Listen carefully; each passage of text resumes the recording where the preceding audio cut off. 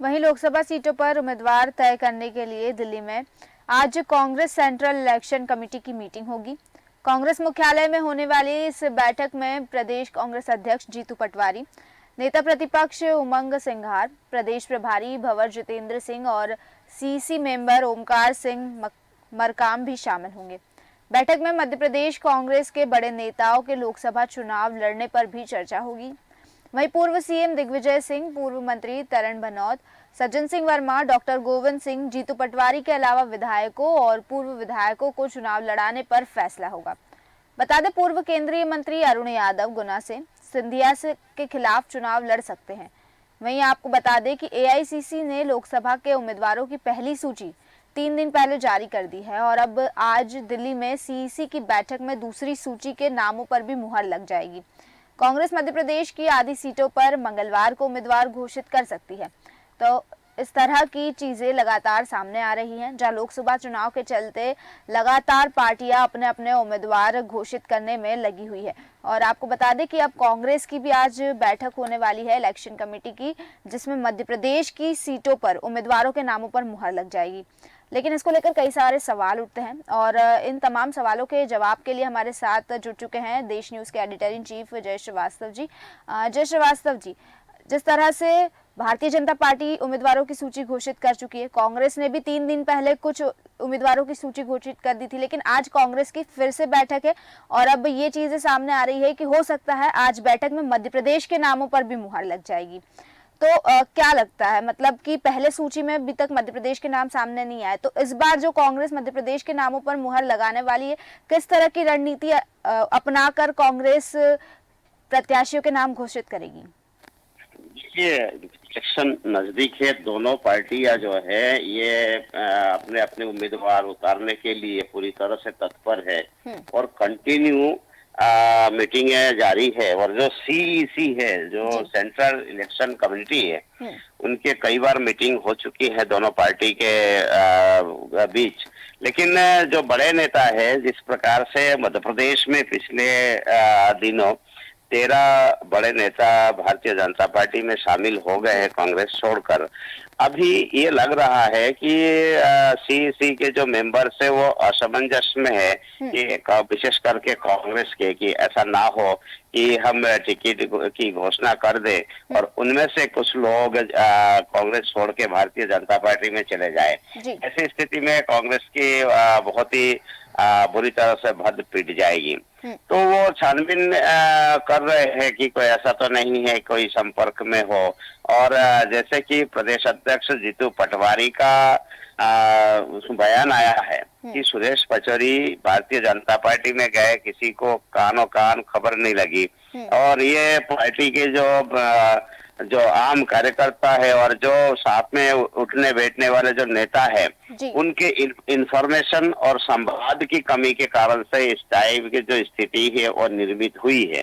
तो अभी भारतीय जनता पार्टी हो और या कांग्रेस हो, ये दोनों ही फूक फूक कर टिकट वितरण करेगी, क्योंकि भारतीय जनता पार्टी ने जो टारगेट रखा है देश में मिशन 370 और मध्य प्रदेश में 29 का टारगेट जो रखा है, तो उससे लगता है कि उनको बहुत ही सोच समझकर और चयनित कर सर्वे के आधार पर जो है वो टिकट देंगे।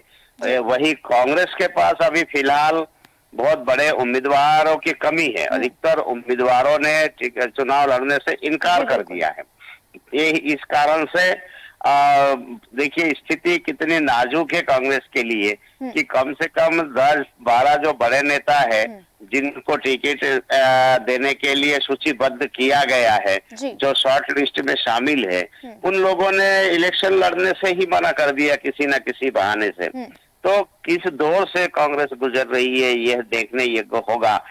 एक और जहां टिकट पाने के लिए भारी भीड़ लगती थी, कई जगह 10-10, 15-15 लोगों की लाइनें लगती थी कि मांग करते थे कि हमें टिकट दिया जाए। वही अगर टिकट ठुकराने लगे तो पार्टी की स्थिति स्पष्ट समझा जा सकता है कि अगर लड़ने के लिए लोग तैयार नहीं है नेता, तो पार्टी की स्थिति क्या है। वो शायद ये सोच रहे हैं कि अगर मैंने चुनाव लड़ लिया और हार गए तो जी। पैसे की खर्चा तो होना ही है और जिंदगी में ये भी एक ठप्पा लग जाएगा कि वो चुनाव हार गए। जी। जी जबनी बिल्कुल जय श्रीवास्तव जी, जिस तरह से आपने कहा कि कांग्रेस के कई बड़े नेता खुद टिकट ठुकरा रहे हैं, कहीं ना कहीं उन्हें डर है चुनाव हारने का। एक चीज मैं बताना चाहूंगी, हाल फिलहाल में कल की ही बात है, खुराई सीट से विधायक रहे अरुणोदय चौबे ने अपना मतलब नाम वापस ले लिया। उन्होंने मतलब कहा है, फेसबुक पर उन्होंने पोस्ट डालकर कहा है कि उन्हें टिकट नहीं चाहिए, उम्मीदवार की सूची में घोषित होने से पहले ही उन्होंने चुनाव लड़ने से इनकार कर दिया है।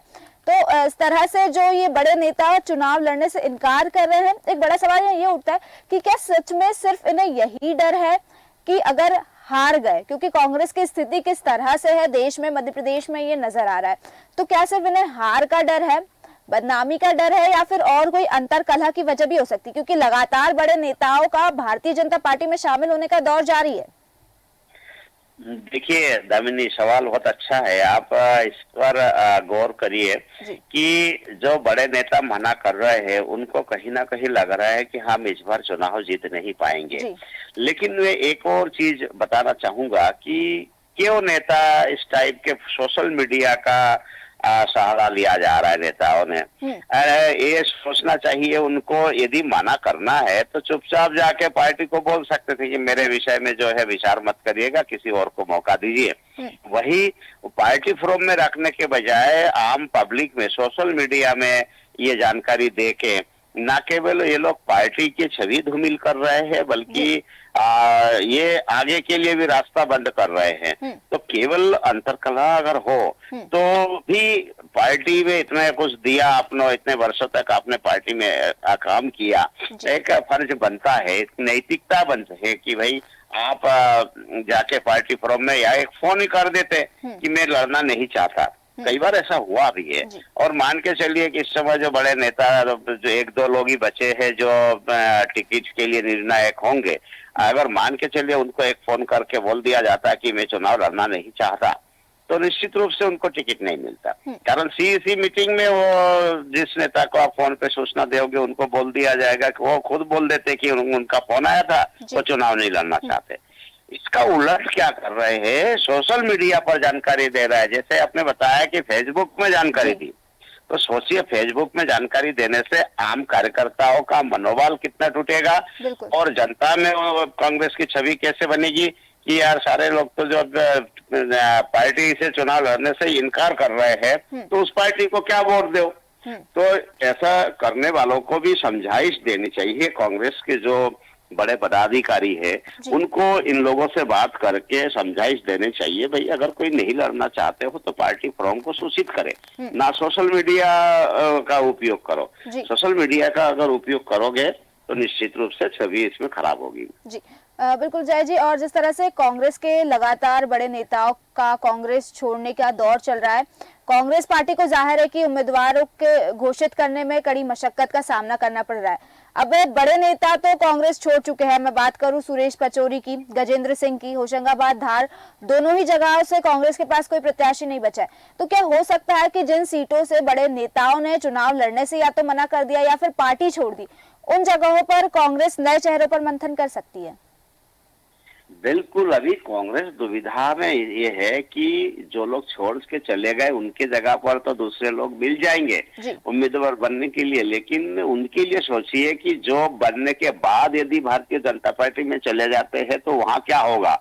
यही सोच कांग्रेस को शायद परेशान कर रहे हैं कि अगर हमने किसी के नाम डिक्लेयर कर दिया, उसके बाद अगर कोई पार्टी छोड़ के चला जाता है तो वहां जो है सबसे ज्यादा दयनीय स्थिति बनेगी।